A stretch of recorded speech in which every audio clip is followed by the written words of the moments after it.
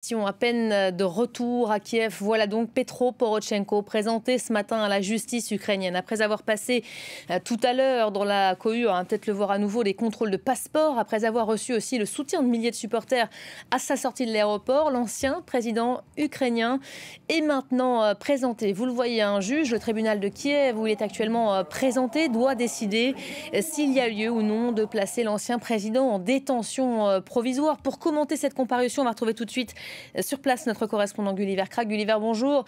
L'ancien président qui fait face, on le rappelle, à de nombreuses poursuites. Que va-t-il se passer pendant cette audience ?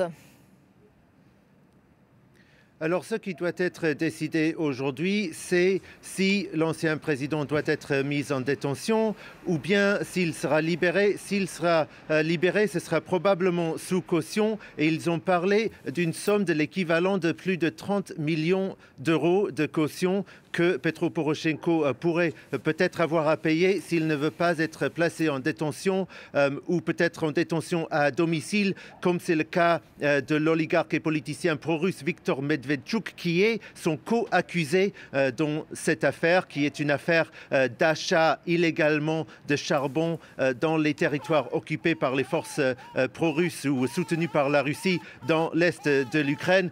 Petro Poroshenko, tout comme Viktor Medvedchuk, nie la culpabilité dans cette histoire. Petro Poroshenko, qui était président au moment des faits en 2014 et 2015, dit que oui, du charbon avait été acheté dans ces territoires, mais c'était une procédure à l'époque complètement légale et nécessaire pour que l'Ukraine ne subit pas une crise d'énergie. On a vu Gulliver tout à l'heure, et ce, dès son arrivée à l'aéroport de Kiev, des milliers de soutiens réunis pour l'accueillir et l'entourer jusqu'à son entrée au tribunal. Petro Poroshenko s'est d'ailleurs offert un bain de foule, il a pris le micro, il s'est adressé à ses supporters. Qu'est-ce qu'il représente encore aujourd'hui pour les Ukrainiens ?